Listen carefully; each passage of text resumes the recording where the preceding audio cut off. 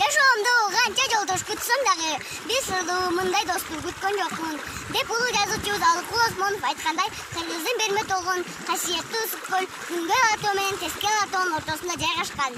Анын эң бийик деңгээли 1606 метр бийик жерде орун алган. Кыргызстанда анын ичинде ысык көлдө кышкысын 30 градус суук болот. Ал эми көтөңбөйт, анткени суусу туздуу. 1 литр сууда 6 пробыл туз бар. Көлгө 118 агын суу жана дарыялардын суусу келип кошулат. Эң терең жери 668 метр. Ысык көл жөнүндө дагы көп маалыматтар бар.